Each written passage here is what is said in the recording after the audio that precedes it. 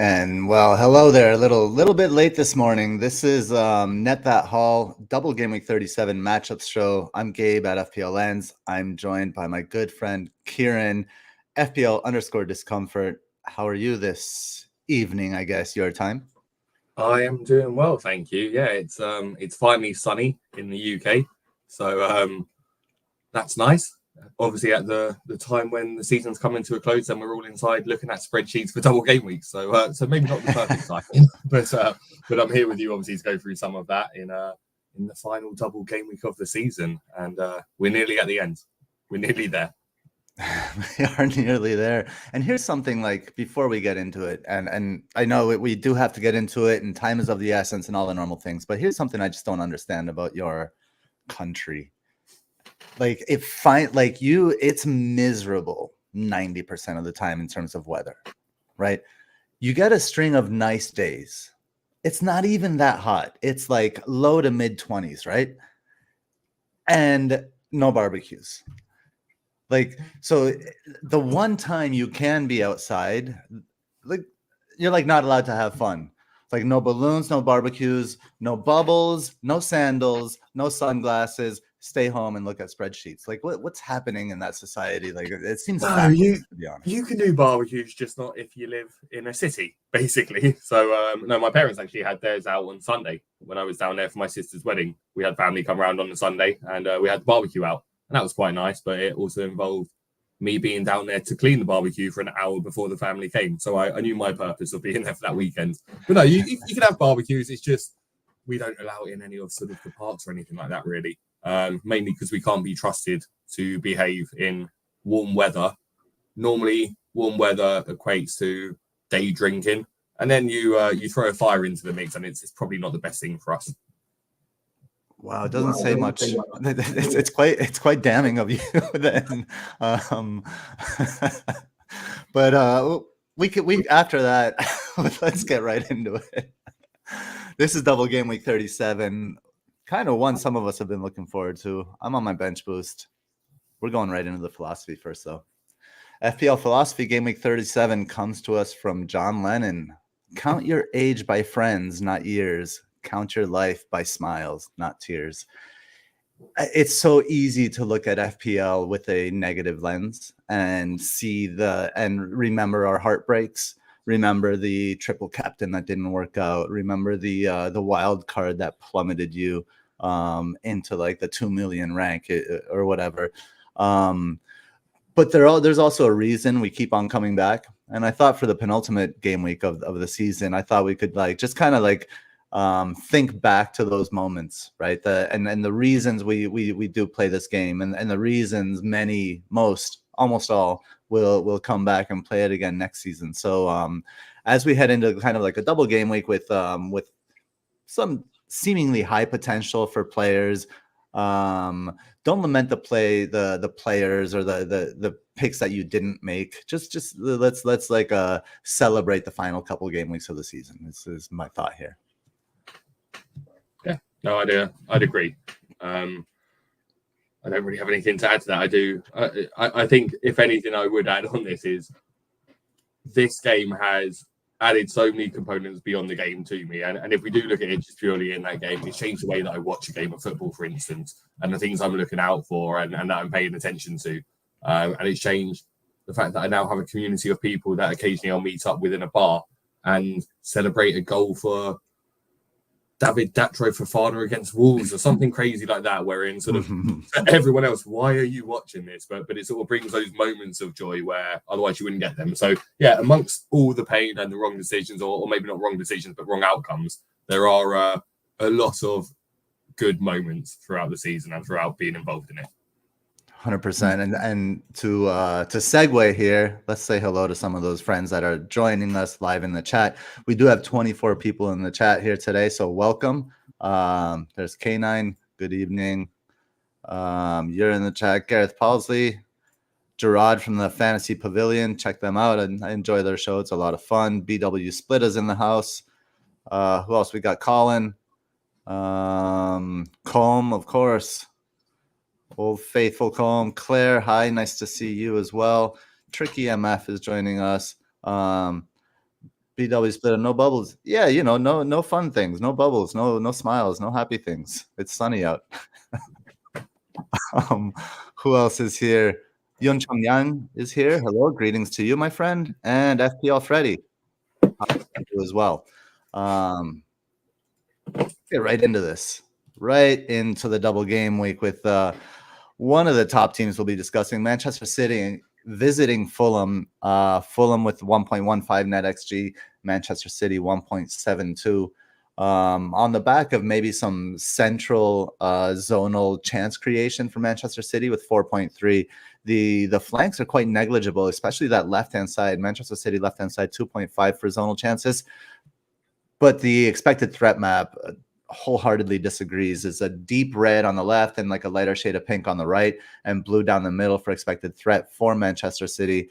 And then the XG map, deepish red down the middle and slight red on the left is what that's looking at. Looking at this, well, let's start with what 3 Manchester City assets do you or will you own for Game Week 37, Kieran? For this game week, I'm on Haaland, KDB, Foden. So quite rich in the attack, and happy with that. I think looking through it and hearing what a lot of other people have been saying, I think there is a lack of double game week defenders that are nice. So I do think people that are, I think Haaland and Foden are the standout options here. And then I think Gvardiol does make sense to a lot of people because of that lack of options in the sort of defenders realm for double game weekers. Yeah, I'm on the 3 attacks. I'm quite happy with it because I do feel this is Manchester City at the end of the season, and they tend to win every game they need to until the title's wrapped up, and then they'll take their foot off the gas. Until then, I just expect them to go and continue to do what they did on the weekend. Is your captain in this game? I'm chasing, so probably not. It would be logical to. I think Haaland's the most logical captain this week. Just based on probability of a player that can haul with 2 good fixtures. I'm crossing everything. I'm being delusional as an Arsenal fan, particularly when we saw on Twitter earlier in the week, Jimenez posted pictures of Fulham players literally flying kites at training, which you don't get any more on the beach than flying a kite. That's probably the most British thing you can do on a beach with the weather we have. So I'm really not painting us in a good way today, am I? But so look, if it was at any other time of the season, I'd probably be going. Fulham are very good at home, and they do limit teams to low XG shots outside the box, and they're very good at defending set pieces. But we're not at any other stage of the season. We're literally at the end of the season, and I'm not really holding. I don't know. They are still professionals at the end of the day, but I'm not holding out that much hope. There will be 3 former Arsenal players on the pitch there that can make a difference. In a way, be willing. But no bias there.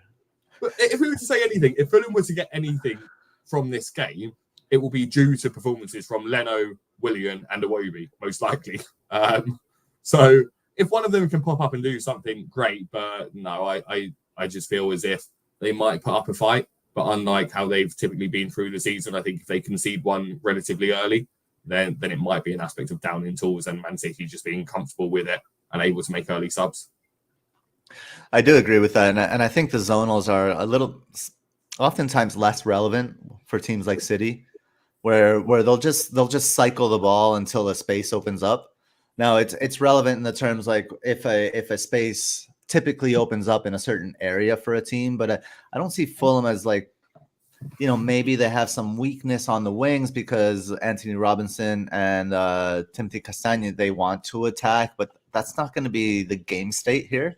So I think the Foden, KDB, Haaland is a nice triple up. It just go with the best players, or the best players in the goal area for the team.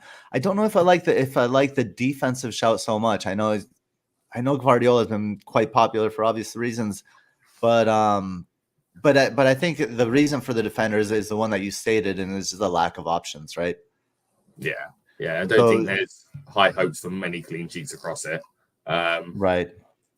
So it's. But then you would be sacrificing the upside of one of those attacking players for the convenience of, because there's no one better in defense. I don't know if that's a good enough reason. I would just not saying it is or it isn't, but I would question it. Yeah, he has looked very impressive in the role he's played over the last few games. So if he continues to play that role, then it does make sense, doesn't it? But I think there is all the data points prior to the last few games that show he wasn't this attacking phenom quite to the same extent, and not getting, let's be honest, in the last match, quite a generous assist through a generous penalty being awarded.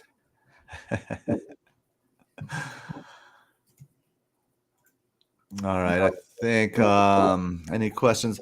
All right, remember, if we will star most of the questions if the questions are kind of like immediately relevant to the fixture or the matchup we're talking about, then we may say it in the moment. Let's move on to the next one. And I don't think we need to spend too much time on this one. Like several of them, I think we can just breeze through. You know, the deadline is tomorrow, so there's not much time to kind of get this out there and get this into people's ears. So this could be one of them. The thing that stands out with Bournemouth hosting Brentford is Bournemouth 1.99 NetxG, which is really high. Now, and the left zonal chances is 5.0. It's not really reflected in the maps, is it? The XT map actually favors the right rather than the left. So that doesn't align there. And then the XG map favors the left for Brentford. So it's all kind of like wonky data for two teams that have nothing to play for. That being said, I don't know. I have a feeling about Tony. And it might be like his, I mean, I don't know the guy, but there's this perception, right, that he plays for himself sometimes, like he wants to showcase himself, right? Nothing wrong with that, but I wonder if Tony just like kind of steps it up here. But this is then at the same time I'm thinking of selling Tony. So this is I'm kind of avoiding these games these without consequence. Yeah, I think we're more looking at these ones where I think you'll feel like if you're on Twitter that most people are on a bench boost of some shape this week, or using a chip in some way. I think, yeah, this is one of those games where if you've got one of those players, if you've got a striker like a Solanke or a Tony, are you moving them on for a doubler to do it, or are you just happy with them on a bench boost? Because it's not really many other options, are there? They seem to be dropping like flies. And unless you're looking at a João Pedro maybe from Brighton as an exciting one, but is that any better than going with or holding on to your Solanke or your Tony? So I tend to agree with you. I think this could be anything. It could be a 2-2, it could be a 3-0 either way. It's just so hard to call a game like this where there's not really much to play for either team. I'd say just on, if I were to call it either way, I'd expect Bournemouth being at home with Iraola sort of in charge of them and wanting them to finish strongly would probably be more likely to succeed, well, especially given the stats, etc. But yeah, it's not really one that you're getting excited over and looking to bring players in for, because they don't really have the most exciting fixtures in Game Week 38 that you'd be targeting them for either, given that they don't have anything to play for. I mean, do you sell a Solanke or a Tony for? I mean, João Pedro, I think there's an injury there. I'll look it up and we'll talk more about him when we get to Brighton. But do you sell him for a Nico Jackson for a hit? Maybe for a Nico Jackson, because he does look like he knows what he's doing at the moment, and I can see the excitement in jumping onto him, because again he'll give you a lot of excitement during that double game week. It's just for that hit, isn't it? Because you then do need him to get at least one return there to pay it off, ideally two.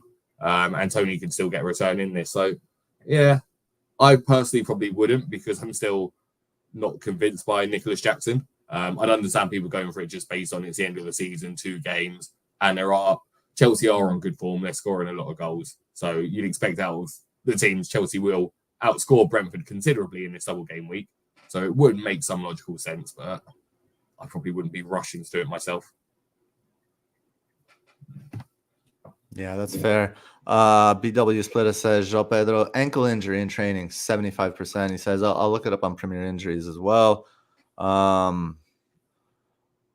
Talent with a very generous donation there. Thank you so much. That's really nice of you. I'm a little speechless, so just thanks a lot. So he says Kraft and Jackson -4 or Gusto and Hoyland for free. Gusto, you'll get one game. Hoyland is on a terrible team.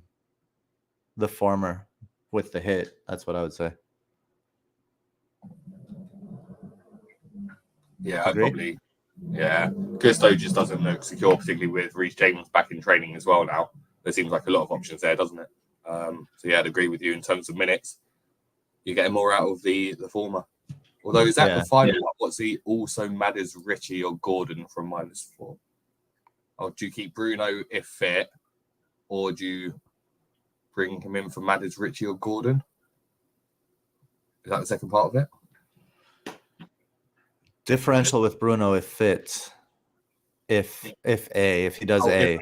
Also, so it would be an extra -4 to go matters to Richie or Gordon. I wouldn't do it to Richie. I would do matters to Gordon. Richie, we'll get to him later, but matters to Gordon for a hit is I would do it. So -8, I would do it, I guess, in this case. Cool. We'll move on to the next one. Everton versus Sheffield United. Again, do we need to spend time here? Everton 2.01 NetxG, which is really high. Again, Sheffield United 0.97. Right-sided chance creation for Everton. Expected threat down the left and XG down the center. I mean, just a hard avoid, right? Yeah, it is. I think Everton normally, well, we see it. Sean Dyche at the end of the season, Everton at the end of the season can shore up shop and sort of keep a clean sheet, but they're now safe earlier than they normally are. They've got 2 games now already safe. They're playing Sheffield United here. Maybe they get a clean sheet. So maybe if you've got your Brantford still in your team for the bench boost, you'd be fine with it because Sheffield United are still bad at defending corners. And I wouldn't. If I have an Everton defender, I wouldn't be moving them on. If I'm bench boosting to get a doubler in, I'd be fine with them and then reassessing and using that transfer next week because I wouldn't want them against Arsenal. But just given the lack of defenders, I'd be fine playing my Everton defender on a bench boost. Probably all I'd say on this game. So here's a hypothetical for you: would the 3 City attackers that we talked about and an Everton defender, or two of those City attackers and Gvardiol? Probably go with the Everton defender, wouldn't you? Because they're kind of cheaper. Feels that way. Like, what's Brantford, 4 point something? And we do know how bad Sheffield United are at set pieces. So you could see him getting something. I do feel, and I said it a couple of weeks ago, that all the promoted teams will just continue to score in every game that's left. So I'm not expecting a clean sheet necessarily for Everton, but I do think it wouldn't surprise me if Everton put 3 or 4 past Sheffield United and a defender like Brantford was involved in it. So yeah, I'd probably prefer him and having those 3 attackers. Yeah, quick comment here from Joe. Joe Higgins says, I remember reading an article about the on the beach effect, and it seemed that teams score equal or more when they have nothing to play for, but concede more too. I think for me, the on the beach effect is it just adds unpredictability. It adds variance to the game. The team could come out and play completely free and this attacking style. They might concede to, but they could score for. Or they could just be disinterested and nobody creating anything. I'm thinking West Ham Luton, which we'll get to and go through pretty quickly. So it's just that I just find that there's more variance. Similar with derbies in a different way, but derbies there's more variance there too. So that unpredictability sometimes can make people shy away. Newcastle hosting Brighton. Newcastle 2.18 NetxG. So this is some high NetxG numbers this week. Brighton 1.13. Zonal chance creation. Everything is under 4. Maybe just barely under 4, but it's all kind of equal across the board. So nothing to really highlight there. Expected threat map. Brighton's right side and Newcastle's left side. Actually, they're like inverses of each other. Right? It's like the same map, but inverses. The only red area is Brighton's right and Newcastle's right. XG map, a solid red band. So Brighton's right and Newcastle's left lights up for XG, and then a light pink on the right side for Newcastle as well. Thank you, Anthony Gordon, for contributing that in recent game weeks. How How do you see this one? And what are your 3 Newcastle players for this game week? Yeah, Brighton haven't looked great, really, have they recently? They just seem wide open at the back. I know they've had injuries in defence, and they just don't look like the Brighton that we've seen at earlier stages this season or last season, given those injuries. So I think it will be a comfortable win for Newcastle. I think they are the type of team at home where it wouldn't surprise me for them to get 3-4 goals in this game. And it'd be the usual trio of sort of Barnes, Gordon, Isak all being heavily involved in that. Bruno Guimaraes finding sort of spaces in between the gaps and supporting them on the attacks arriving late. So yeah, I just think a comfortable win for Newcastle. My Newcastle trio is probably the same as most people: Isak, Gordon, and Dan Burn. I do have a 4th player from this game though. In my Pray tell. He's the Argentinian legend. I have Barco as part of my team still. So he'll be starting. I'm fine with him starting because it's just it's spicy. He'll have fun. I'm not holding up much hype for him, but again, it's just one of those where I'm on my free hit next week, and there's no point bringing in a player that I don't think is really going to do much this week for a hit. So it's more just a necessity rather than anything else. But yeah, I don't think many people will be on Barco this game week. So I'll be hoping. So who would be the standout 3rd Newcastle pick for you? Arguably Trippier if he's fit, but I'd still be leaning. The difficulty just is that we don't have enough midfield spots. I think that's where the challenge is. Where, like, I like Barnes, I really like Bruno for these 2 games. I really think he'll be heavily involved in both of them. But would I go with him over a Son or a Palmer or maybe a Madueke? No, I wouldn't. Or a Foden or a KDB. It's just there's too many before him in that list. But I think in an ideal world, I would be tempted by a Bruno Guimaraes this game week. Interesting. I only have Gordon and Isak. I can bring in Trips. I can bring in Livramento just to be safe, and it also frees up some cash. I mean, I could go like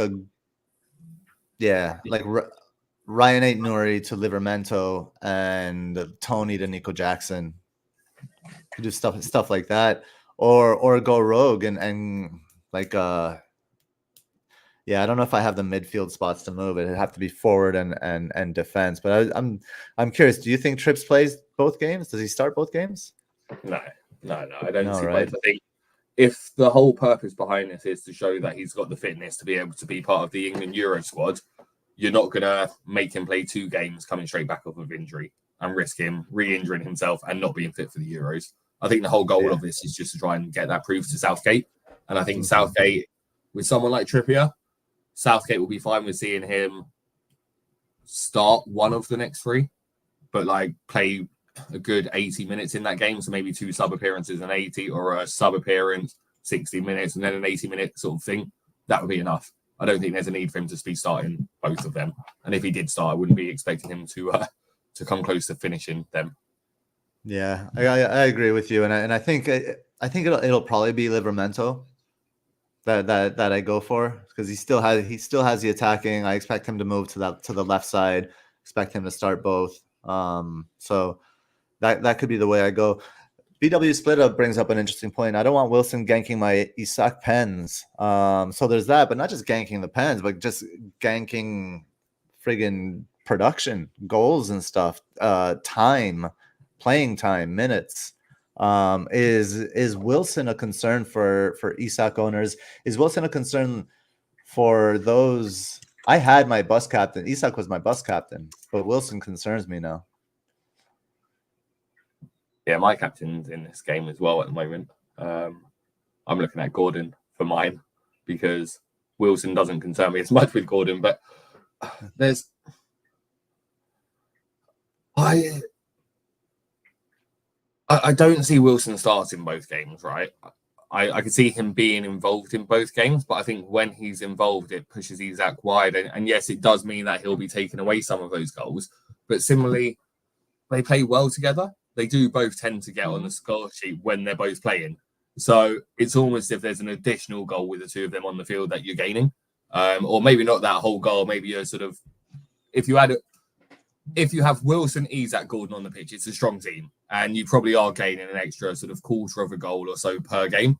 And you're taking that if you've got one of those attackers, because whilst he might eat into it, you're also hopefully getting some involvement in that additional goal every few games or so. So, yeah, it's a slight concern, but I wouldn't worry too much. If I had Wilson, I'd be happy to be starting him. And I think he probably is that good third option just with the lack of the strikers out there. I'd be really happy to sort of have him on a bench boost, for example. I'd be a bit more concerned if I didn't have the bench boost with him, though. I mean, I'm on bench boost, and Tony to Wilson is firmly on my mind. I like it. And yeah, I mean, he's just a better striker than Nico Jackson at this stage.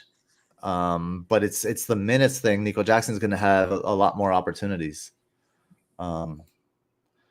And yeah, we do need Mariner here for Wilson. Get his like Wilson rant in, and he'd probably then I probably wouldn't be thinking of bringing him into my side. So I think I like the Bruno Guimaraes shout. I think there's like we're picking out like little ways to differentiate on the high upside teams, right? And Bruno G I think falls firmly in that category. So that's a good shout. Just quick question, like before we move on to the next fixture, I wanted to bring this one up. FPL K9 says, should we wait for leaks before bringing in Wilson? So, like in general, like what are the expectations of? I don't know anything about leaks. I usually sleep through the deadline if I can. So, what are the expectations for leaks for this game week? Because I think there are several that we're kind of like waiting on, and Trips being one of them, and Wilson being another.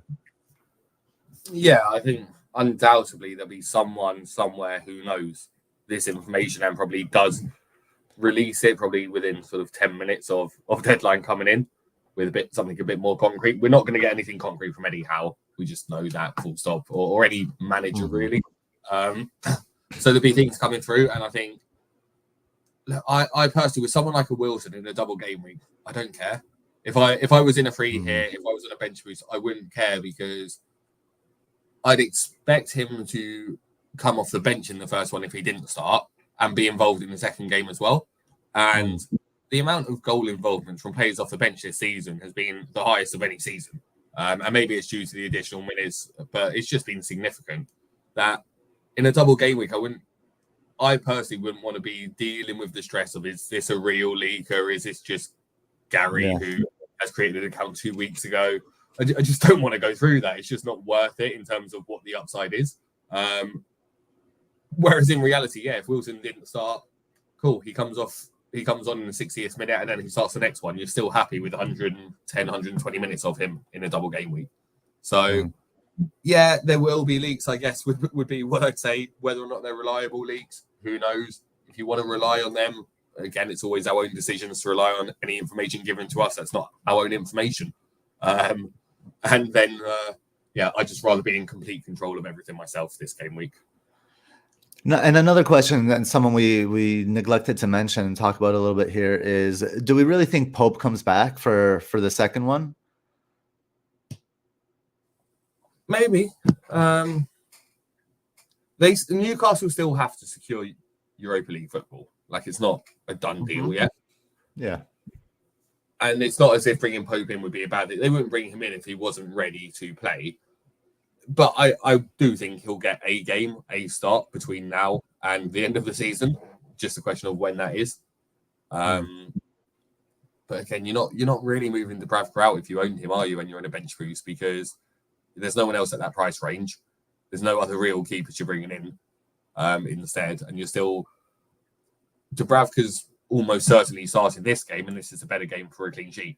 So you'd still be fine with having him for that. So even if Pope is a slight risk, I wouldn't be overly concerned by it myself. Okay. Fair enough. All right, I think we can move on to the next one. And this is an interesting one. Tottenham hosting Burnley, the first of their double fixtures in this game week. Spurs 1.95 NetxG, Burnley 1.2. Spurs left side is zonals. The zonal chances lights up at 4.8. The rest 4.4 in the center, 4.0 on the right. So it's all good, but perhaps favoring that left. And the XT map agrees with the deep red on the left side for Spurs and a little bit lighter red on the right. Blue down the middle though, which is interesting because the zonal chances says 4.4 there. And then the XG again, highlighting the flanks. So, I mean, I'm going to get into this one first of all because there's a lot of love for Spurs defense, and I just think that's a terrible decision to go into Spurs defense. I own Porro. I'm not really happy about it, but obviously I have to keep him and I'll play him and it's fine. But I would not be bringing Spurs defense in. I've heard shouts for Van de Ven and Romero and all of this, and not for me. I think Burnley scores here. I think Burnley goes after Spurs, and the only thing that kind of saves Spurs in this one is the fact that they're home. And then the other one, like I'm not like I own Son as well, but I'm not super hopeful for Son in this. Looking at the maps, the central area in the maps, and just seeing how Son. He doesn't get past people anymore. The line is almost irrelevant these days, and he's just not great. He's not a great central player. So I'm kind of like I own Son and it's fine. I own Porro and it's fine. I wouldn't. This is not where I would be going if I were free hitting or transfer or making transfers. How about you? Yeah, I already used my transfer to bring Richarlison in. To kind of target, because I think across the double Spurs will get goals, but I do agree with you from a defensive perspective. Burnley will get at least a goal against his Spurs defense, and if you've got a Porro, you're there for that attacking upside as you laid out. But it's just, I think we were discussing it before going live, but there seems to be suggestions here from the Brazil manager who left Richarlison out of the squad that the reason he did so is because of an injury, which we'll now have to wait and see. Because if that's happened, then I might be looking at who I replace Richarlison with. So again, like no one rely on us for that information. Do your own research on it, but something we saw before coming live. And I think that then does impact Spurs, because I think if Son was playing on the left, I'd like him a little bit more. But if he is playing back in that central role, as you said, that's not utilising the Son's strengths. It is kind of making him hang around that gap between the penalty box and 6-yard area, hoping for good crosses in and around that, when really he's that player you want on the ball, either running at players or sort of having more options with what he does with the ball, rather than just limiting him to touch and shot, which, again, great finisher, but maybe not the best finisher inside the box. That's where you do prefer someone like Richarlison, where you then have the additional threat aerially as well. So, yeah, if Son's playing on the left, if Richarlison's fit, then Son I can see doing well in this game. If he's through the middle, then it just becomes a completely different game for the Spurs, because they do position everything and almost aim for that central player. And if that central player is Son and it is not his best way of doing it, then as a collective, Spurs will just struggle, as we've seen them do in the last couple of games, particularly in the first halves. Yeah, it's a shame. If Madison were showing some kind of form, I would kind of like him in this double game week. I wouldn't mind him here. I think the choice pick from Spurs as far as the attackers go is Richarlison. So if he's fit, I think he's a great pick. So yeah, I think we agree on this one. And even Son, yeah, he would be better on the left. And the stats kind of line up for him that way. So hopefully that happens. And yeah, and I'm looking on Premier Injuries here, and Richarlison's not listed. It's one that came from. It was actually it's a Brazilian manager, Duval, was saying in his interview, where it's been translated saying Richarlison had a calf injury which has not yet been made official by his club. So again, that was about 30 odd minutes ago. There's nothing that's come out from Spurs, but it's what I'm going to be monitoring through this afternoon or this evening and seeing if anything official comes out. So I'm not going to rely on that yet, but it's interesting that he was not named in the Copa America team. And then the coach has said that afterwards as sort of justification. He could be talking about he was injured before and he's just come back, and it could be poor translation. I don't speak Portuguese, so we're kind of relying on what everyone else is doing, I think, which is clicking on Google Translate on whatever the tweet that's been published says. So yeah, wait on further news definitely, but one I'm going to monitor. Okay. West Ham versus Luton. We won't spend too much time here. I can't think of a worse fixture. It was painful to even put these images on these slides and actually post it. So West Ham 1.98 NetxG, Luton Town 1.38 NetxG. West Ham has some positive stats in zonal chance creation, maybe central and right areas. The maps are blue and white, so like safe and neutral. No threatening areas. I expect both teams to score. You want nothing here. You want nothing. It's a horrible. Both those maps are horrible to look at, aren't they? Just white there and just white and blue. It's just. But like you said, both teams could score, but it also wouldn't surprise me if this game just took place in the middle of the pitch with no one getting anywhere near each other's goal and it being one of the worst 0-0 games of the season.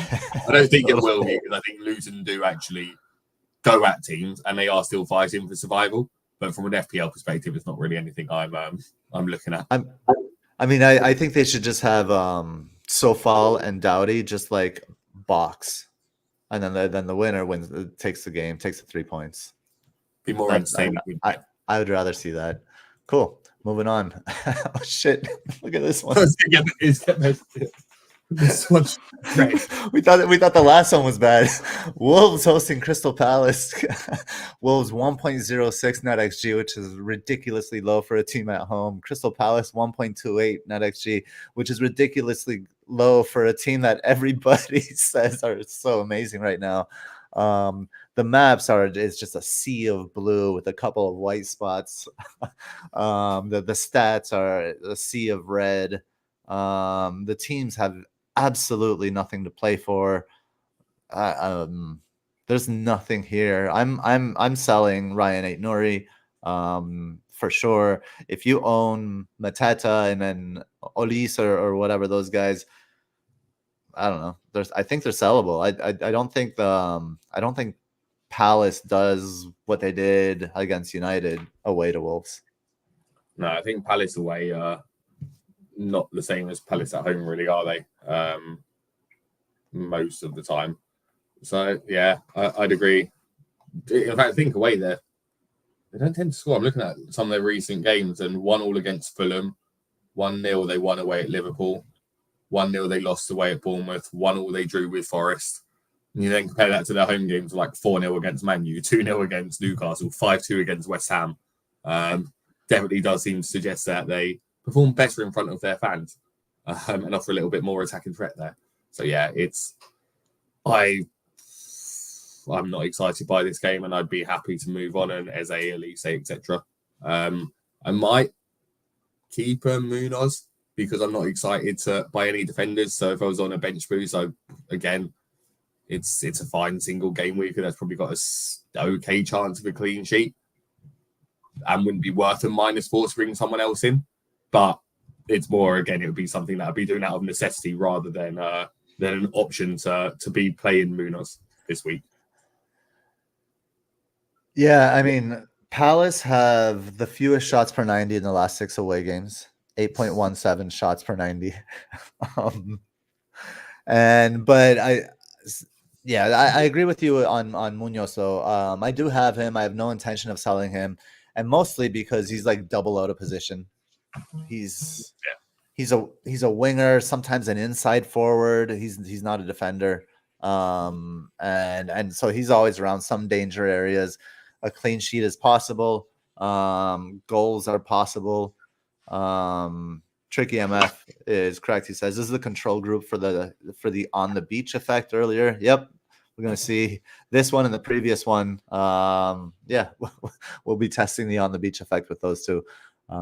So we'll move right on to Chelsea's first of the double is away to Nottingham Forest. NetxG almost exactly the same. Forest 1.51, Chelsea 1.5. Forest with probably the better zonal chances, and it's reflected there in the CRXG metric with 1.84. And the zonals coming off of the left side for Forest there. we're not really looking at any Forest players, but and the maps don't really agree. The map expected threat map likes Chelsea's left, and the expected goals map, I'm just gonna call it neutral, mostly for Chelsea. Nothing too much to get excited about here, except for what I would say, just Chelsea's change in form recently. I don't think the stats are doing their current form justice, especially in terms of the attack, and the finishing has improved. We have to recognize that as well. It has, yeah. I'd agree with you. This game was one of the ones I was looking at when I was deciding on my wild card as to which goalkeeper I was going with. And interestingly, I opted to not go with Petrovic, and it was partly driven by this game. I think Forest do well here. I think when I say do well, I don't think necessarily win, but I think they'll get a couple of goals. So I'm not exactly excited by sort of Chelsea defenders, but just the way that Forest play at home, the way that they're set up, it seems to be the type of setup defensively that will frustrate Chelsea and limit them to sort of pot shots from outside the box.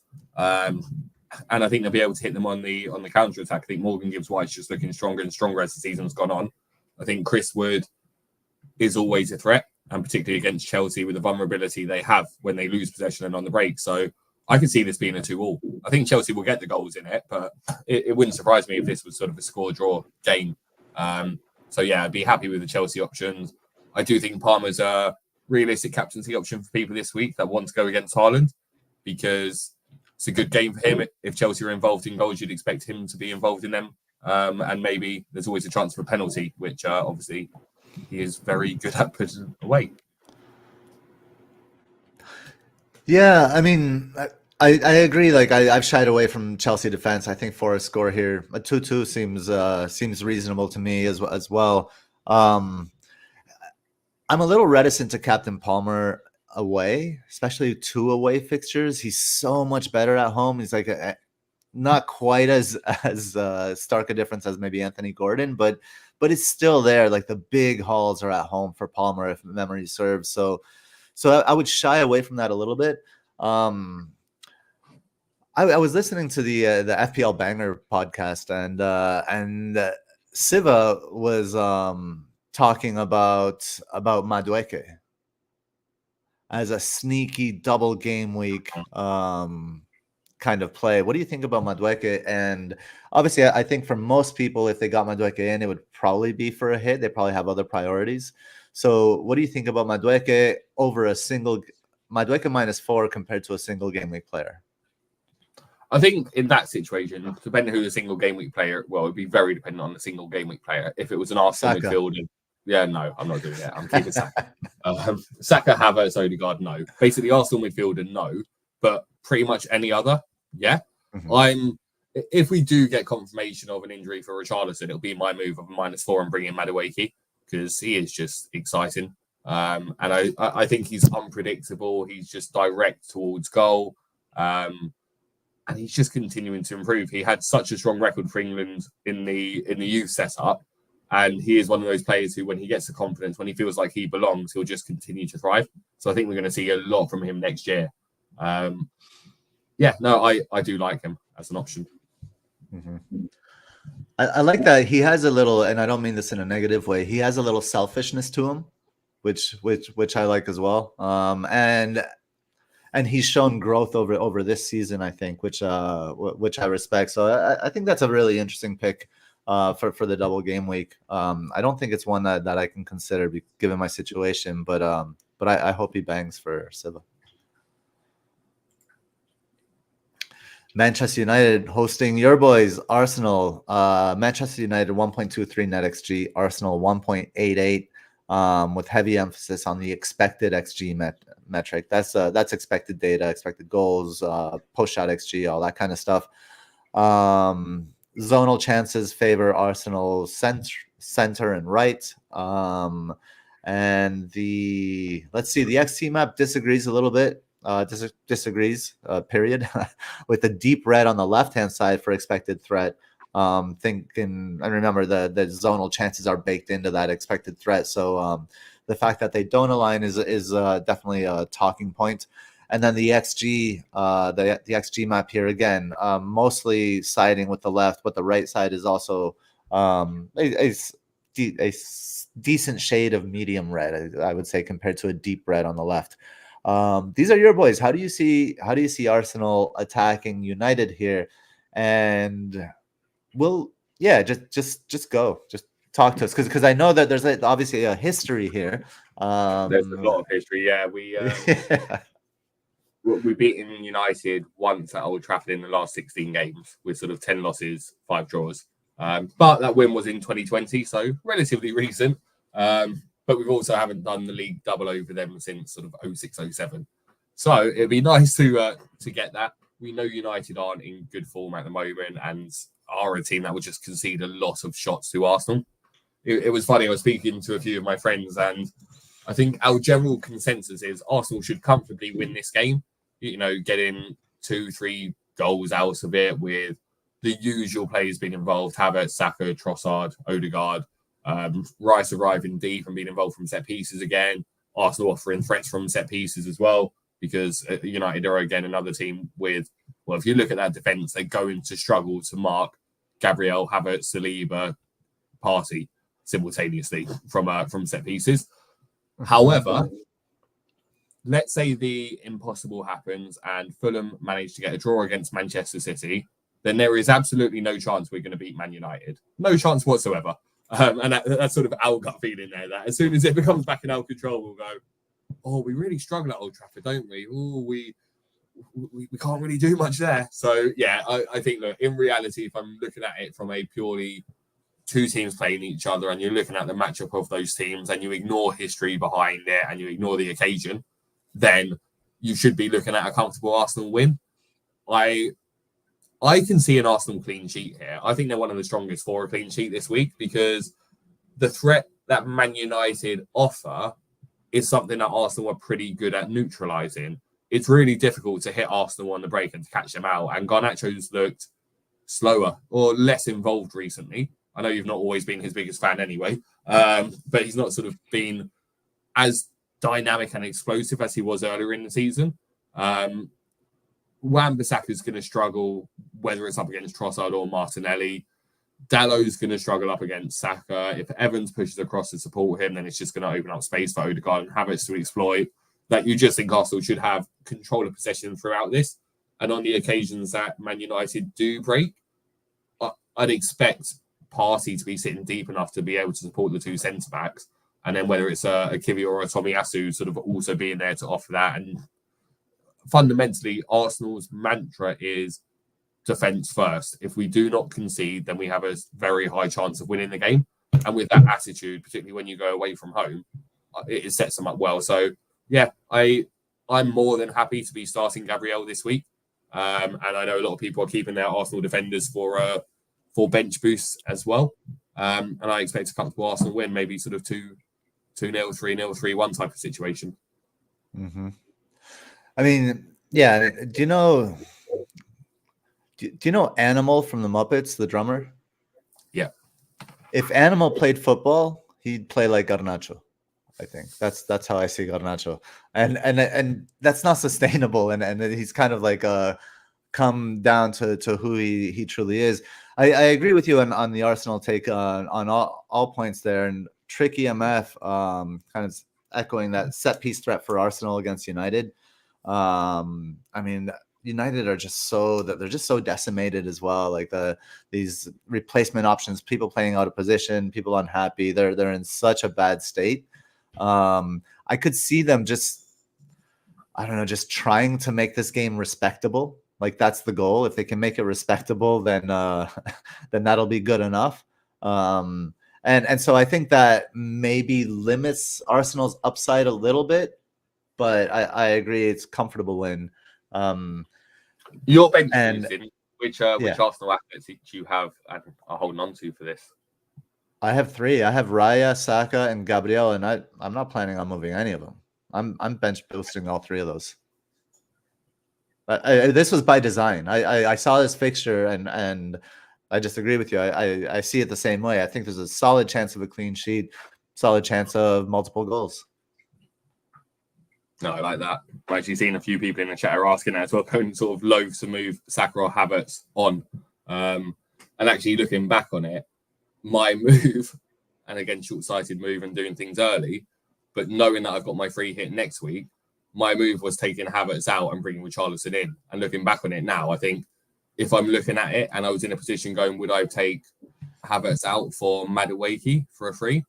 I probably still would, but I'm now putting myself in a situation where I'm doing it from -4, fundamentally, with on Richarlison. So it almost goes back to your point going, would you do it from -4? No, I wouldn't, but I probably will be. Not through design, but through necessity of Richarlison potential injury in the midst of it. Claire says Saka 75% flag. Saka starts like every week at 150%. So 75% flag means that he's still at 125% certainty to start, I would say. Saka's not going to get rested in a title race. Against Man United away. No. Yeah, exactly. Against Man United away.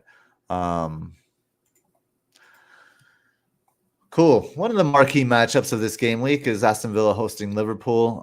Villa 1.63 NetxG. The stats still favor Liverpool despite recent troubles. 1.88 NetxG for Liverpool.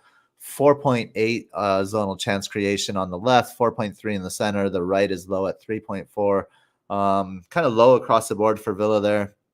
But again, the XT map agrees with that on Liverpool. So we're probably looking at the Liverpool left creating for the right. That's the deeper red XG map on the right-hand side for Liverpool.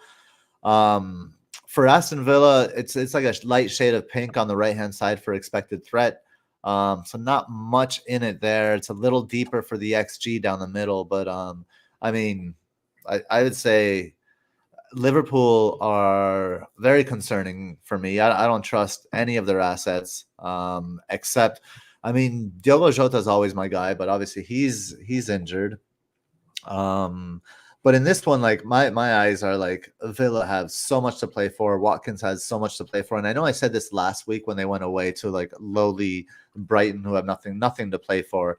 But Brighton turned up that game and Villa didn't. I think Villa turns up. I think Emery turns up, and I think this one's all about Watkins for Villa, and maybe some action from the left back. I think it's going to be Dean. I think Moreno's carrying an injury, if I'm not mistaken. But yeah, I don't know. I'm really low on Liverpool and really high on Watkins right now.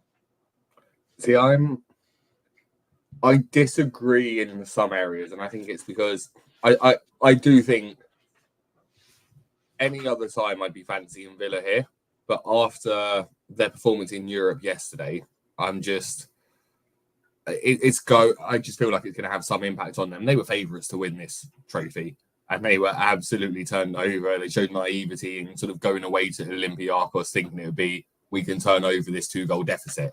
And I was speaking to sort of friends at work going, no, you don't go to Greece and turn over a 2-goal lead. You just don't. You might, but you don't go in with that naivety thinking it's easy and it's just Olympiacos and their home league form's bad. It doesn't matter. They turn up for the occasion. And I think you could see it took a lot out of the players because they kept going for as long as possible. And particularly John McGinn was just driving everything behind that Villa team and really trying to push them all. And they ended the game with about 8 strikers on the pitch or attacking players. And it was disjointed, but I do think it's going to have some form of an impact on them as they go into this game, where there is going to be a bit of a hangover going into that. And they do have a lot of control over them finishing in fourth, right? If we actually look at it in reality, let's say Spurs win their first game and Villa lose this one, then the deficit becomes 4 points between them, but probably still a 4 or 5 goal difference. Spurs would then still have to get a point against Manchester City and win their game with Villa losing their game. So there is still quite a nice buffer built into it. So I'm not saying Villa will be going into it, but expecting to lose. But that buffer is there and we'll afford it to them. So I think I do fancy Liverpool to come out of it with a result out of this game. I don't think it'll be a pretty one. I think it'll be a bit of a scrappy affair, maybe a 2-1 to Liverpool. I think similar to what you said on the left-hand side, I think Morgan Rogers almost certainly, if he's fit, will be starting because he wasn't really involved. And I think he's such an incredible talent that's really come up for them through the last few weeks and showed a great sign that he was by Emery. So I think he'll be heavily involved in it. But again, like Villa started with Diaby, Bailey and Watkins, and Bailey was looking a bit tired after the first 45 minutes. He had a knee-to-knee collision that seemed to impact him for the rest of the game. So whether or not he then starts, that then lessens that press as well. So, yeah, I think just the combination of those factors, I'd probably just edge it towards Liverpool getting a result here and sort of Salah being pivotal to it, really, of Digne being a little bit tired to offer the threat going forward. I think there will be that opportunity for Salah to kind of work between those spaces there for them. Yeah, and I think that hangover question is a valid one for Villa here, and maybe that's what happened to them against Brighton as well. I was reading, so I am starring the questions. Keep them coming. I have them started, and I have the Discord questions up too. We do have a few more fixtures to get through here. As we get to those fixtures, we had about 45 people. We have about 45 people in the chat and 17 likes so far. Do hit that like while you're here hanging out with us and enjoying the conversation, enjoying the chat. Good stuff going on in there as well. Do you own any Liverpool, Kieran? No. I had to think about that for a moment, but no, none. I will for Gameweek 38 though. Yeah, almost certainly have 2 or 3 of them. Right on. I don't own any either. So Watkins or Wilson for this game week?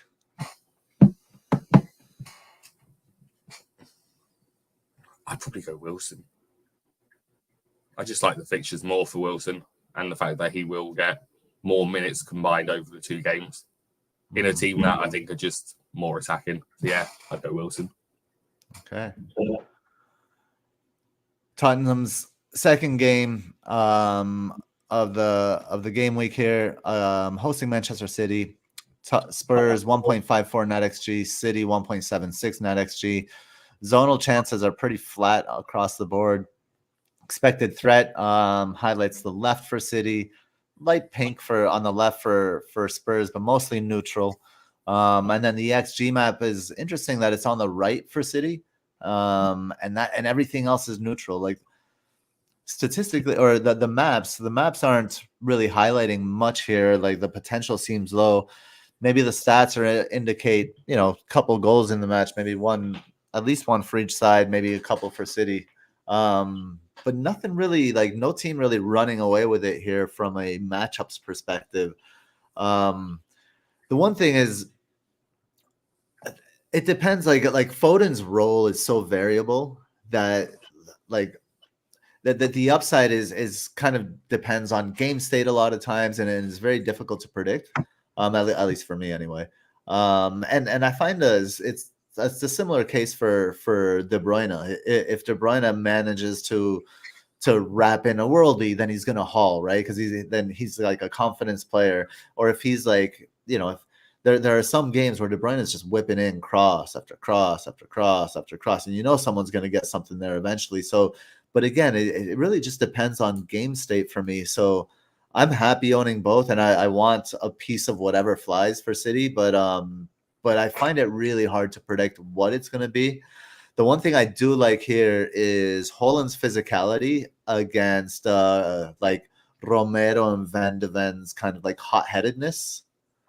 I think Haaland could take advantage of that. Yeah, I think that's what's making me, despite having the captaincy currently on Gordon, it's things like that when I'm actually playing the games out and going through it with you that you can see Haaland doing well in both games, like really well in both of these matches. And actually looking at this one in particular and just thinking about it, a player that had been on my radar, not really as an option for me. And again, there's plenty of midfield options out there. But one that, hey, I'll probably punt on him in FPL Challenge instead. But I think Bernardo goes well across these doubles, just in terms of where he's able to position himself, being able to exploit the sort of gaps in between it, his versatility, the fact that he he loves cutting in and having a shot, doesn't he? And particularly against teams like Spurs, who will offer him that opportunity because they're afraid of the cutbacks to a KDB and a Foden on the edge of the box. So, yeah, I wish I could see something here where Spurs could do something, and they do have a good record at home against Manchester City. But I've heard it from most Spurs fans. You'd struggle to find a Tottenham supporter that would want Spurs to win this game and let Arsenal win the title. That's true. They're just That's funny. flat out saying let's not allow it to happen.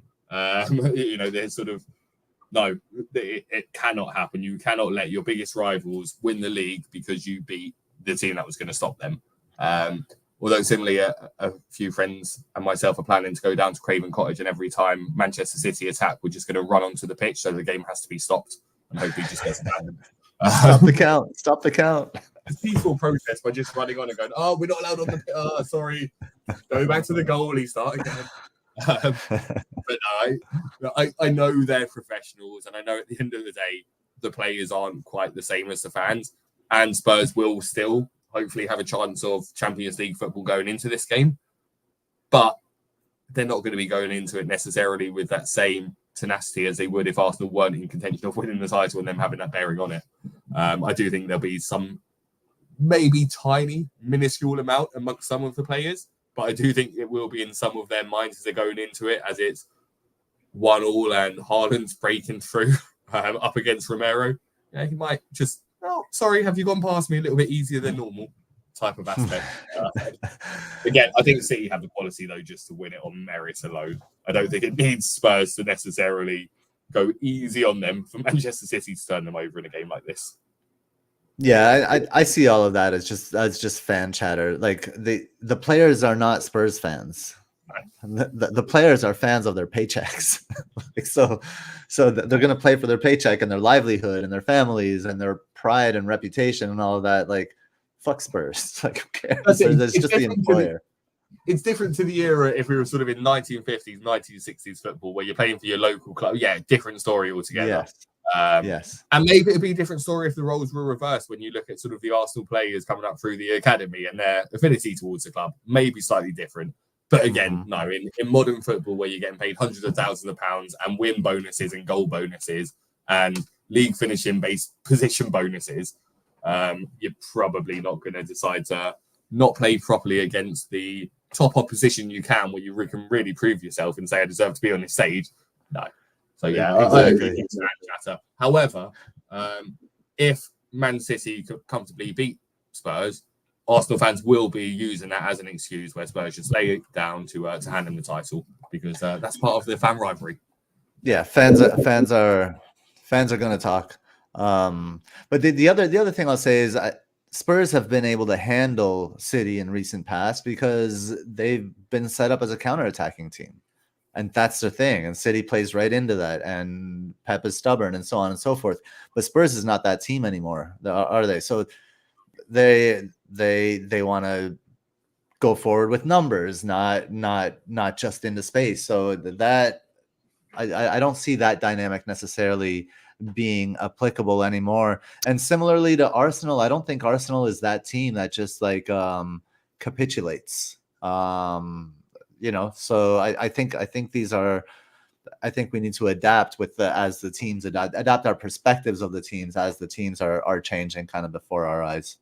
And Spurs is one of them. Yeah, BW split us. Sports fans love a good irrational narrative. That's 100% true, and it's true in every sport. Yeah.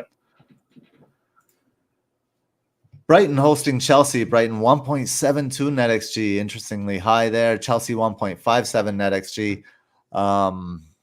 Brighton's left zonal kind of lights up with 4.0 on the left zonal chances. Expected threat map agrees, so maybe Brighton's left there. It's a deep red on the left. Chelsea, by contrast, nothing really lights up. Everything's in the red. All the attacking is blue except for a light pink on Chelsea's left-hand side, which is interesting. Someone asked earlier, I think I might have started, but someone was asking about Nico Jackson. Maybe we didn't talk about him too much for Chelsea's first fixture. it doesn't look great, does it, for Chelsea? I mean, this is why I'm like, Palmer is obvious, but to go heavy on Chelsea attack, like these stats, I think it's reflective of maybe isn't reflecting current form, but there's still concern going heavy on Chelsea attack, like Madueke, Palmer, and Nico. Maybe triple Chelsea is not a good idea.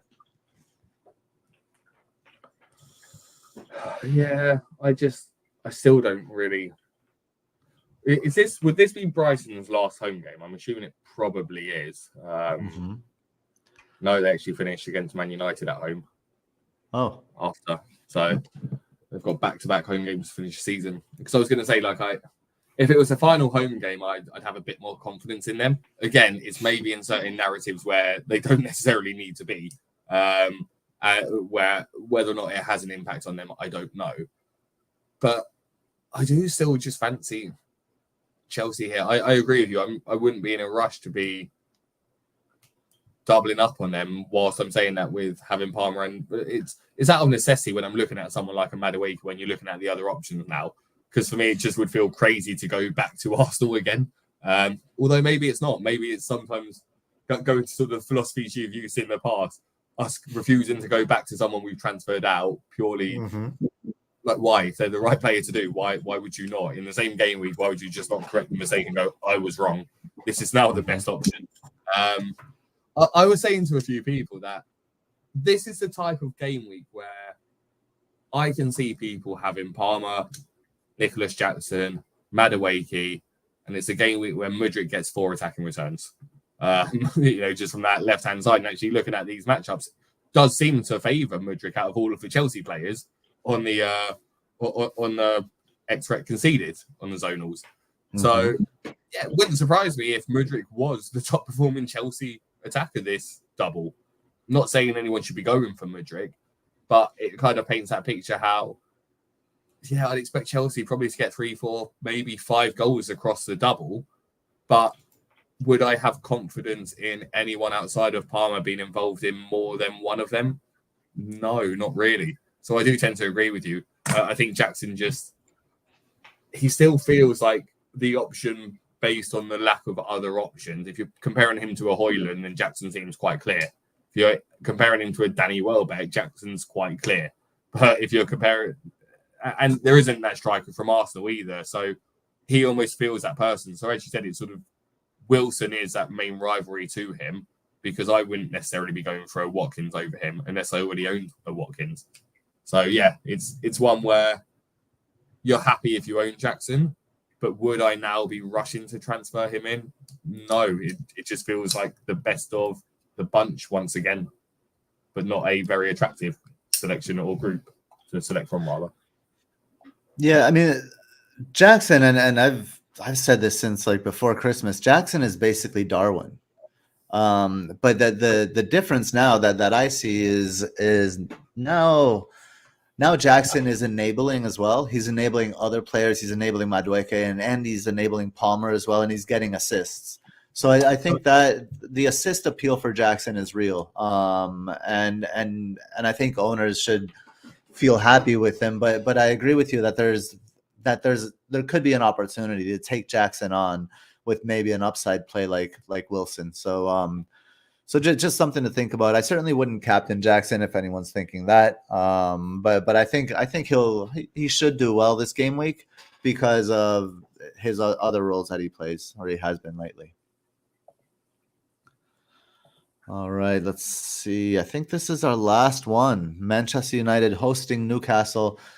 Manchester United 1.72 NetxG, which was surprisingly high for me, which was interesting. Newcastle 1.32 NetxG. Manchester United's left kind of showing just that left zonal chance creation and like a medium shade of pinkish there, pinkish red for on the left, pink for on the flanks for Manchester United, and a pinkish red on the left for Newcastle, although the zonal chances for Newcastle highlights the center at 4.3. The XG map here favors Newcastle. It's all blue except for one kind of medium pink area for Newcastle on that left-hand side. So I think the stats are in a little bit of a disagreement here. The expected threat down the center is a solid, strip of blue. So this one just feels like an awkward one. Newcastle away aren't great. Manchester United at home are better. Bruno Fernandes is going to be kind of like in a difficult spot in central midfield there, facing Bruno Guimaraes and I guess it would be Anderson, right?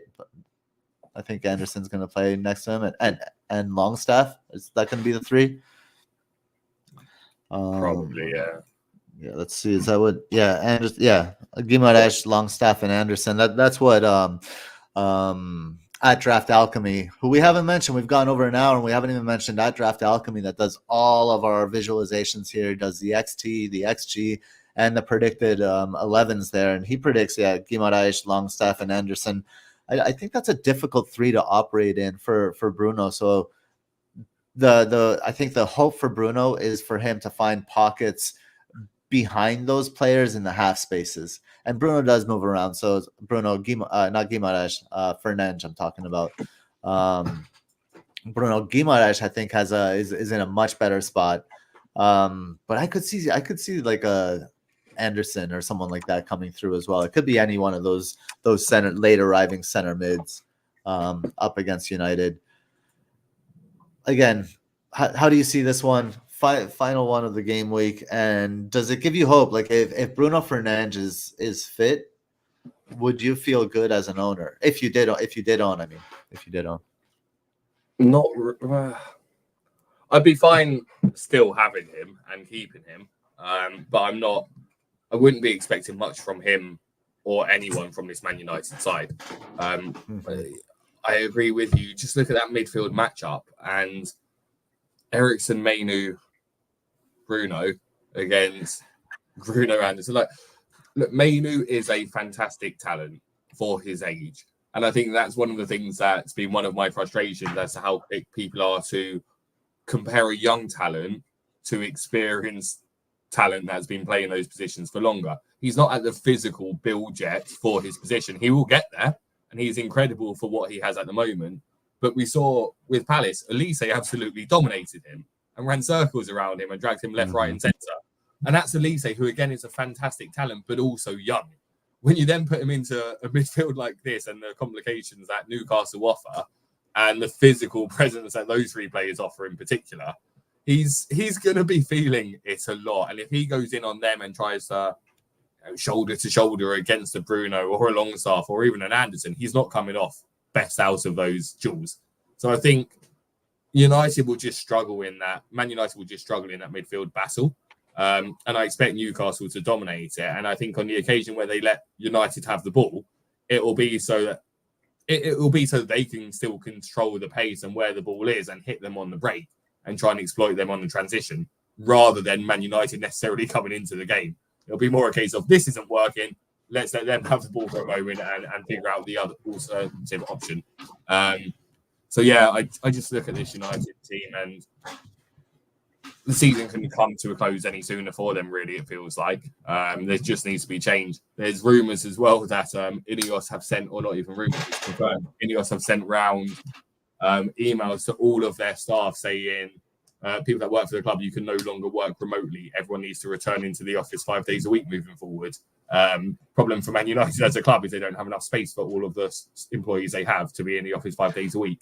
So, look, not relevant to the players and what's going on at the pitch, but what I mean is there's a lot of change going on at Man United, and change will impact players as you're getting into the end of the season. Not much to play for, injuries galore. Yeah, I just think they'll struggle in this game as well, and I think Newcastle will control it. I think United will continue to offer a threat, like you said, against Arsenal. They're not just going to sit there and roll over, particularly at home. They just can't allow that to happen. But no matter how hard they fight it, I think I'd expect Newcastle to do well against them and win relatively comfortably. Yeah, and I didn't even realize Joelinton is back from injury. Not necessarily that he might start, but there's just good reinforcements to have there to, again, bolster that central midfield. He's a He's been an important player for them this season. Cool. Hour and 15 minutes. We've gone through all 13 fixtures. Here's the summary. I mean, just to look at like to add up the kind of double game week teams, right? So Brighton's adding up to around 3. Chelsea is adding up to around 3. City is adding up to 3.5. United is adding up to around 3. Newcastle is adding up to around 3.5. And Spurs adding up to about 3.5. So all kind of in a similar range. Spurs, Newcastle, and City getting kind of the boost for 3.5, while the conversation is on Chelsea a lot because maybe there's just more discussion of who to get for Chelsea. Maybe that's why the chatter is there. But something to consider from those other players. The thing with Newcastle as well, like if Wilson plays, then like it's the Wilson Barnes minutes situation. I think is something to consider. Anything stand out for you? Jacob Murphy's Barnes minutes is neat. I do expect Jacob Murphy to start one of those doubles for Newcastle as well, with how he's been starting for them recently. But yeah, I'd agree with you. I think what stands out, just as you were saying that, and it might not seem like there's a lot between 3 and 3.5 XG across the two games, but that is a 20% difference almost, which is significant. And I think that my key takeaway from that is you probably want, you definitely want at least 4 attackers from City and Newcastle, ideally 5. Ideally 5. And getting that 5 is a tricky one, right? Where we could probably say Gordon, Haaland, Foden, Isak, and then you're adding in that 5th one, whether it is a Barnes, a Wilson, a KDB, etc. But definitely preference for a 3rd attacker from both of those teams over a 3rd defender. And that stands out even more when you're sort of doing the comparison against the rest of the teams. Yeah, and I'll have 6. I like that. Yeah, so looking forward to. I just don't like having Dan Burn. I said it the whole time when I had to bring him in. I did not want Dan Burn. The only reason I own Dan Burn is because I had to.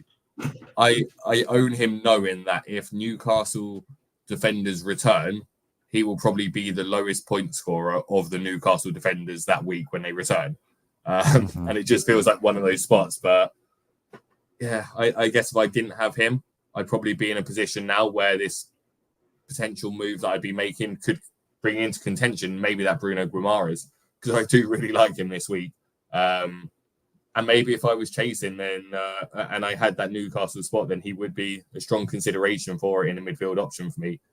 Arguably more so over a KDB because it's not taking up as much of your money really. And you've got more secure minutes. Not the same attacking threat, but I do like the fixtures for him quite a bit. So yeah, I'd say that stands out. The other thing that just jumps out is, as we've been saying all along, where's the clean sheet coming from this game week? Like, who's getting one? The lowest NetxG is Sheffield United with 0.97.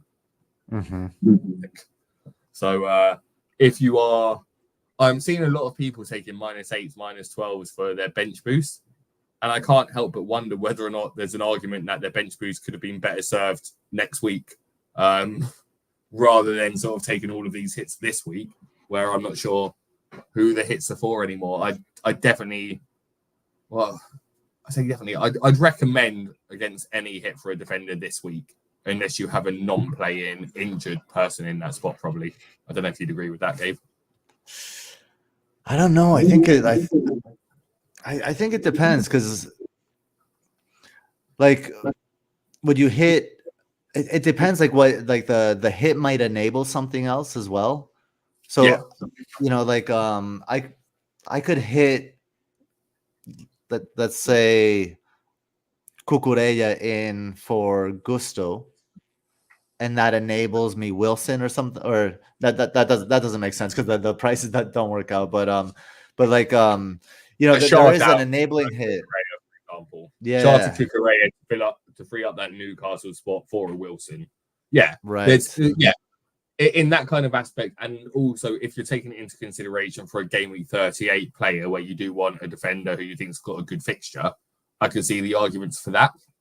But the arguments for that are probably looking at who's got the good fixture in 38? Like Liverpool, Arsenal, City, Spurs are probably the best four. Chelsea as well, yeah. So, yeah, Chelsea defender can make sense on that.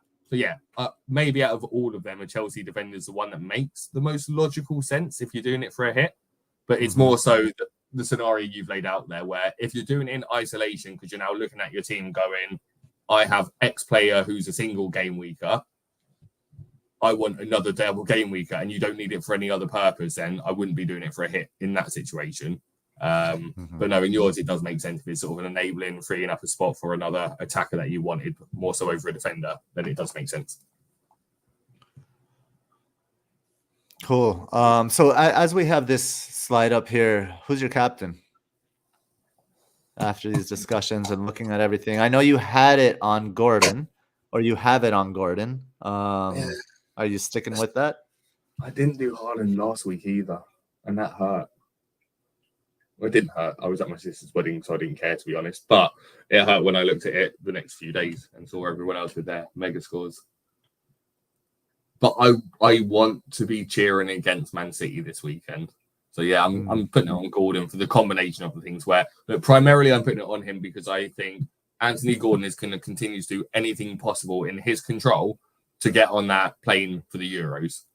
And he is that type of player who will just selfishly attack, and that's what you want at this stage of the season in a double game week with two very good fixtures for them. That's the main reason why I'm doing it. Then if I throw in the fact that I'd rather just, I don't want to soften the blow of Man City scoring and, I got FPL points for Haaland at this stage of the season as an Arsenal fan. I want to be hating him for scoring that goal regardless. I don't want any softening of the blow. So from that perspective, and then you throw in the fact that I'm not in the mini league that matters to me the most. I've got 27 points to make up, and I'm not going to make them up if I do Haaland captain. So if you're combining those different factors, then yeah, I think I have to stick with Anthony Gordon or someone who's not Haaland fundamentally. But I do firmly believe that Haaland is the best captain this week. Yeah, I'm reluctantly, unfortunately, on Haaland. I may switch at the end, but I don't even know what my transfers are yet. So might be on a -8 with a bench boost, but I have to figure that out. Gusto, just really quickly. 7 Hall as well. This was the Andy Martin Hall game week, isn't it? For KDB captaincy in double game week 37. It was the game week. I think he was one of the fixtures was Wolves, though, right? True. Yeah, slightly different this time. And hey, he is a maybe I go I almost certainly go Foden before KDB if I was going for a differential captaincy in that City lineup. But I am hoping that a few people will be going for KDB, and I don't think you can say it's necessarily a bad pick. It's a brave pick, but not a bad one. Cool. Let's get right into the questions here. We're at an hour and 23 minutes. Let's see. I'm going to bring the Discord questions up first.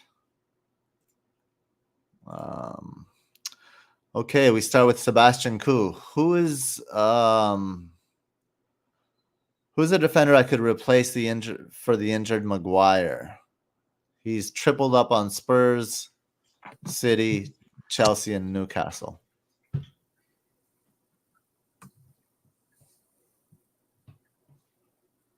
For Maguire, do we have money? Seems like if it. We don't have money, then we're trapped, aren't we? So his suggestions are Branthwaite, Dunk, or second Arsenal defender. I like all of those. Dunk less so because I think Brighton could concede 5 or 6 goals in this double. Yeah, not Dunk. I get the high level thinking of 2 games, the 2 games where you're not expecting them to keep a clean sheet or off much attacking threat. So then if you're going between Arsenal and Branthwaite, I'd probably go Arsenal. Like Arsenal. You said, sort of that double up. And you'd rather they play each other game week 38. You'd rather have an Arsenal defender than an Everton defender playing Arsenal. So yeah, Arsenal. Agreed, Arsenal. Claire FPL says, Gaming37 team, used my 1 free transfer on Neto to Petrovic, then did a -4 on Odegaard to Gordon, And then since Saka is 75% flagged, is it worth another hit on Saka to another double game week player? No. Saka will start. He'll play. Yeah, those moves are fine as well. Sort of Gordon in is needed this week. Yeah. BW Splitter with the big breaking news that he's returned to the bench today. How essential is Tariq Lamptey? If your name is FPL Nima, 100% nailed on Nima's team. Then he says, could you discuss any tactical matchup or other possible factors for Watkins blanking the last 2 games? Sounds like he wants something to happen there. Or is it most likely simply standard variance? Discuss why Watkins has blanked the last 2 games. I don't yet understand the game well enough to know. I mean, I'm trying to remember the game before the Brighton one. I think the Brighton one, it was a European hangover. Played a grueling one, and that's what we're worried about this week as well. And the one before that was it was Chelsea, and look, he had 3 shots in that game, 2 of them on target. They were all in the first half where Villa were dominating, but then Chelsea took control of the game as the game progressed. And again, Villa have had other competitions to focus on. So I'm not reading too much into it. I was watching him yesterday, and he wasn't as involved. It seems, one thing I would say just from the eye test of yesterday's game is that Leon Bailey and Diaby looks a lot more selfish, but also Villa had to try and win that game by 2 goals. So I think everyone on the pitch would have to be selfish in that kind of a scenario. So yeah, I'd say variance, game state, team setup, competition setup, opponents, rather than anything to worry about. Ollie Watkins will probably get another 2 or 3 goals between now and the end of the season. Yeah, I agree. All right, we're going to the chat questions now. Multi-Live Evil says, best Van Heck and Maguire replacements. 1.3 million in the bank, 1 free transfer on a bench boost. Romero and Veltman, or Dunk and Van de Ven. I would not go any of those. I think we kind of just discussed that a little bit on in this conversation. I think like if you have a free Chelsea spot, I think Cucurella is a good shout. Other than that, Arsenal defense, if you have a free Arsenal spot, I think is fine. Everton defend, okay. I'd honestly be willing. Like, I go to Correa because I'm looking at a sort of 1.3 in the bank, and Van Heck and Maguire aren't exactly expensive. So we've probably got about 9.5, 10 mil to play with for the 2 of them. So yeah, Cucurella at 4.8, and then that doesn't leave much for that Arsenal spot. But I fancy Tomiyasu to start both the remaining games, and at 4.5, I think he can do worse. I think look, he wouldn't be my first option, but if you're looking for a defender at 4.5 that you think's got a decent chance for a clean sheet or 2 in the next 2 games, Tomiyasu's probably up there just with those rotation risk minutes around it. I wouldn't even hate Munoz for an attacking return this game week. Might swerve him next one, but maybe he can bench him easily. Tricky MF, will we need premium defenders next season? I'll wait to find out. No, look, I have no idea. I am going to be interested. I'll look into it, and I'm sure you'll be doing it as well at the end of the season when dust settles before going into the next season. But I'm almost certain there's been considerably less clean sheets this season than most others. I'm saying that without having anything to go on other than just gut feel, having watched the games. It feels like there's been more goals with the additional minutes and with VAR being used differently.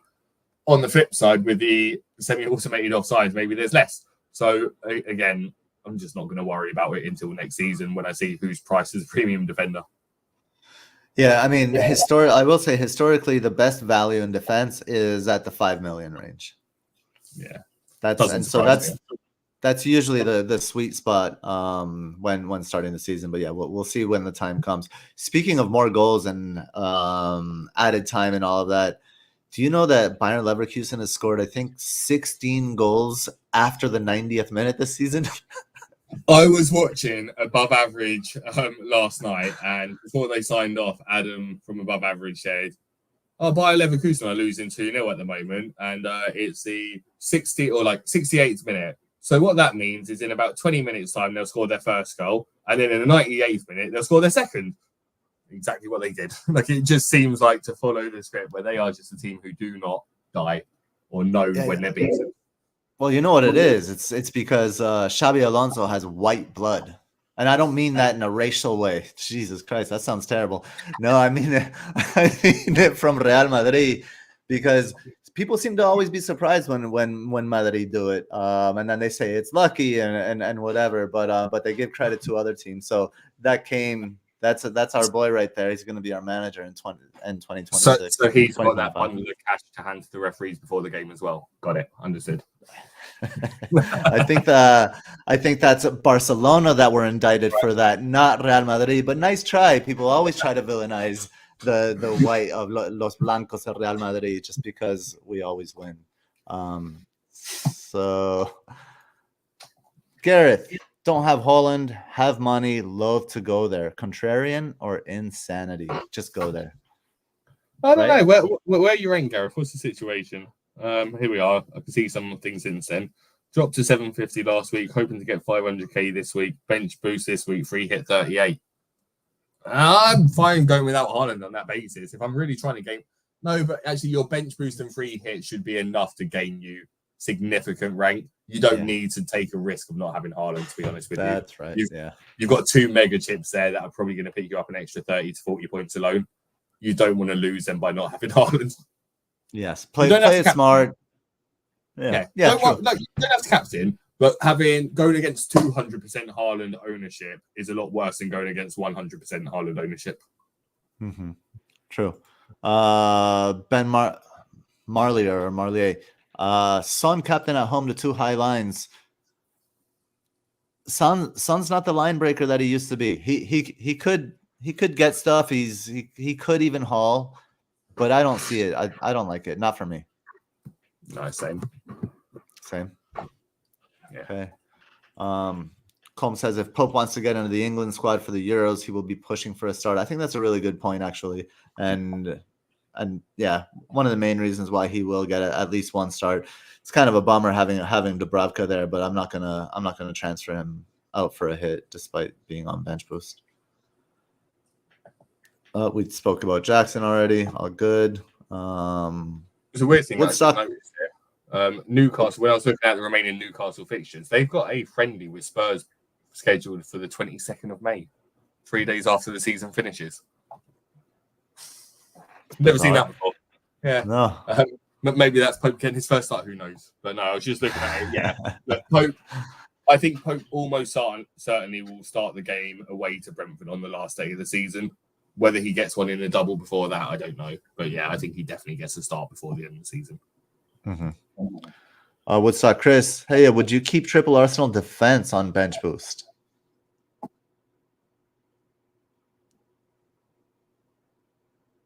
Triple Arsenal defense, I'm assuming Raya is one of them, rather than 3 literal defenders. Mm-hmm. And on that basis, yes, because I'm not making a goalkeeper transfer. And then which Arsenal defender are you taking out, assuming you've probably got a White and Saliba or Gabriel, like 2 of White, Saliba, Gabriel. And I'm just not, I don't know how you'd pick which of them to remove if you were to remove any of them against Manchester United. And then who you're bringing them in for. I think it could actually be a significant advantage, Chris. It's definitely a differential having triple Arsenal on a bench boost. And I think it could actually pay off really well for you. Yeah, I agree. Thingamabob. Hello, chaps. How do we feel about João Pedro to Callum Wilson, given the injury worries for João Pedro? Looking at about 110 minutes across the double for Wilson, you'd hope. Feels like an opportunity. Yeah, I think we agree. We are pro Wilson here on the show this week, right? We are, yeah. I feel like I should be helping Mariner out in some way, shape, or form and saying something negative about him, though, because it does seem like a lot of Wilson hype. It is a lot of Wilson love. Way too much for this show to handle. I think if once Mariner gets word, he's gonna flip one. We'll hear it. We'll hear about it in the chat. Young Chung Yang says thoughts on Foden captain. They're on City Attack as well. Foden is captain for you. Yeah, I like it. Again, if you want to go different and go against Haaland, I think Foden is that second best captaincy shout from Man City. I think City do score plenty of goals over this double. Again, I can see 6 or 7 from City over this double, and that scares me. And Foden just it's interesting because I thought from some of the earlier season stuff that when KDB starts alongside or with Foden is less explosive, but it didn't really seem that way in the last game. It seemed like KDB sort of sat in that deeper role to allow Foden to have more of that freedom rather than sort of limiting it. So I don't know. It's hard to see how it would go out, but yeah, I'd be fine with going for that as a punt.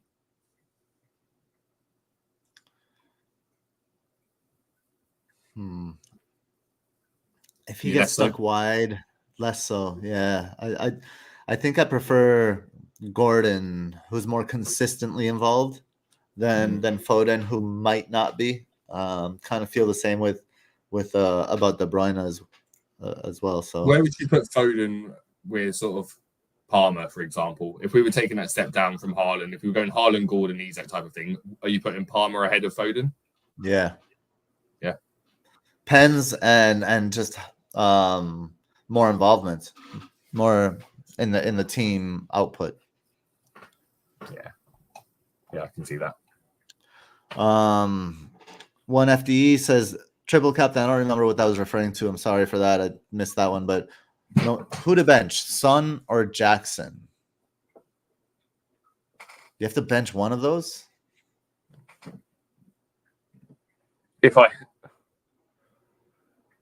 I'm trying to think. I can see the world where you do have to bench one of them, right? Where if your strikers are Haaland and Isak, and the rest of your midfield is Foden, Gordon, Palmer, KDB, let's say.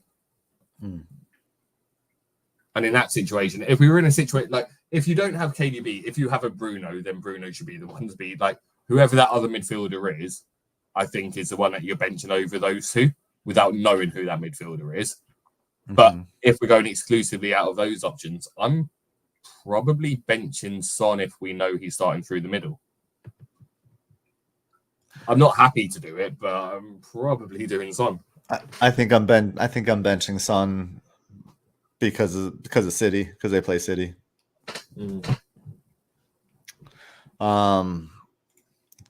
Gareth Pashley, do you all have Haaland for 37-38? Yep.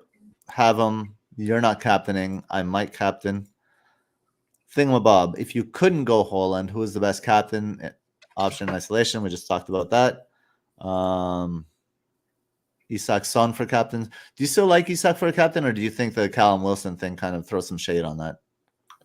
It wouldn't throw enough shade on it for me. I still like it. I just don't particularly like captaining strikers who aren't Haaland over a midfielder, because midfielders just have higher point returns for their goals, additional routes to points from clean sheets, higher probability of being involved in the bonus points as well. That when I just combine those things, I think if it's not a Haaland, I'd always prefer to go with a midfielder personally. Agreed. Would you get Foden in for Saka? Why is Sarabia there? That's why I didn't read it. Yeah, because that complicates the question. Yeah, no, I get Sarabia out and probably be able to afford Noni Madueke with that money. I'm thinking. I like that. I don't know if I necessarily could afford it, but Saka's more expensive than Foden, so I'm assuming you could. I don't know, but yeah, what would I do Foden for Saka? Would you get Foden for Saka and Sarabia to Madueke? Or Sarabia to Richarlison? I probably would, because you would. But you want Saka next week. You want Saka game week 38 playing Everton at home. You just do.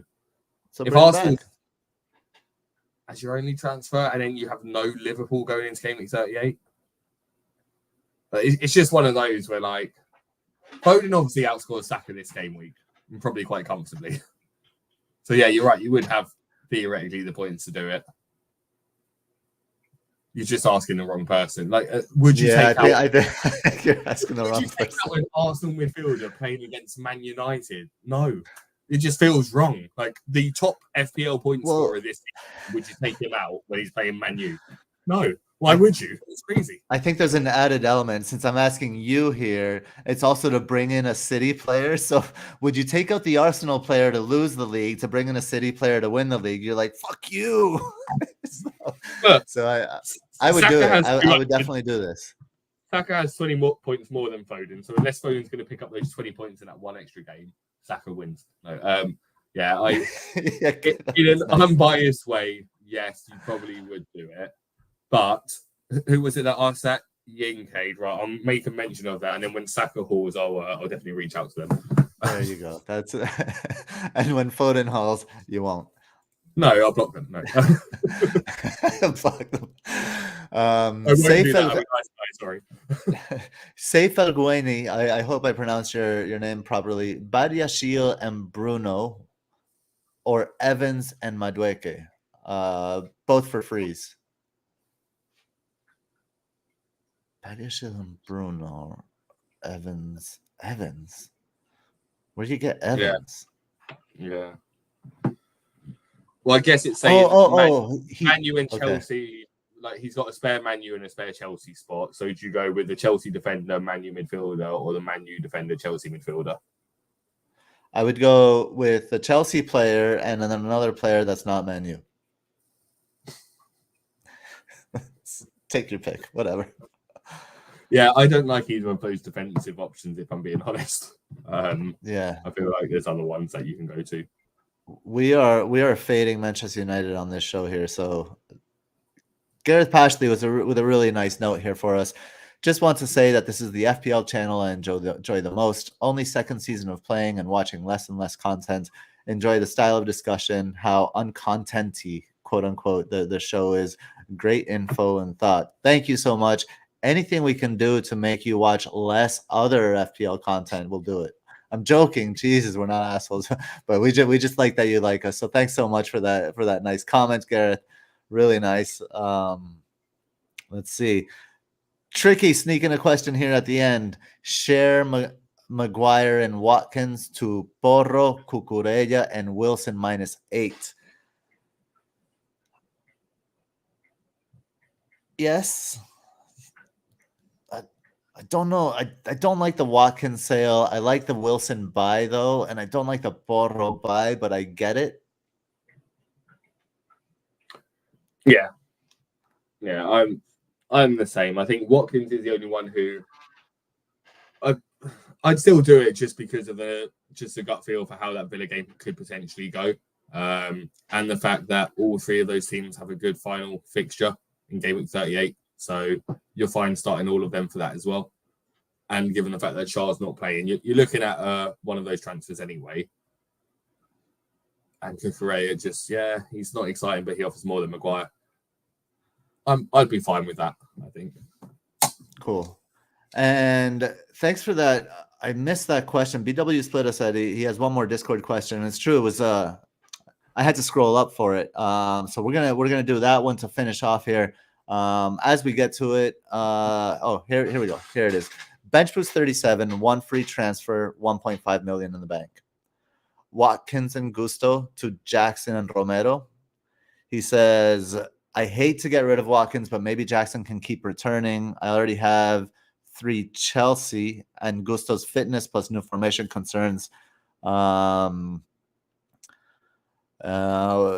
on one of my 2 defender doublers. He has what? Gusto's fitness plus new formation concerns has fucked me on one of my 2 defending doublers. Okay. He has Byrne, Gabriel Senesi, and Reguilon as his other defenders. So basically, Watkins and Gusto to Jackson and Romero for a hit.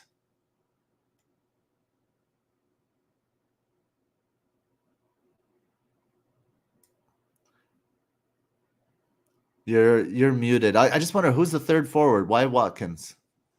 That's what I was thinking as well. I don't love that. I don't like it at all. 1, you're getting a Spurs defender. 2, you're getting rid of Watkins. I like the Jackson buy, but damn, already having 3. Maybe keep Watkins. Go Gusto to Cucurella. Hold Watkins. Haaland and Isak are his other two strikers. Yeah, Holland, Isak, Watkins, go Gusto to Cucurella and don't take a hit, right? Yeah, And I bench don't think boost he that. outscores him by 4, does he? Not well. You can't be confident of it, so you don't need to do that attacking move. Yeah. Yeah, I would bench boost that. Just do the one, don't take a hit, and bench boost that. Brother, that'll do it. Hour and 45 minutes. Still got it under 2 hours. Hopefully help us share this across the interweb waves. Share it with your friends. Thanks for joining us. The chat was fantastic as always. Had close to 50 people at one point in there. Thank you for being available. Full disclosure, when you texted me earlier saying that we needed to push the show back, I was walking the dog, so that really helped me out too, because I thought the show was at 5:30. So yeah, thanks again for all the support and all the kind words. You guys are awesome. Kieran, you've been amazing this season. Good luck this game week. I'm gonna hit you up with some transfer options, because I'm looking at it -8 this week for my bench boost. So I'm gonna get your thoughts on that. I will be posting matchups. I'll start writing it. I mean, the slides are made. I'll start writing it now. They'll be posted in a couple of hours. Definitely before, let's just say before 9:30 p.m. their UK time. So from Net That Haul, I'm Gabe. Say goodbye, Kieran. Goodbye to our friends. Goodbye. Thanks a lot for having me on again. No problem. And as again, shout out to FPL Banger for the Madweka shout, and shout out to Sam for his, what he always says, get those green arrows. Peace.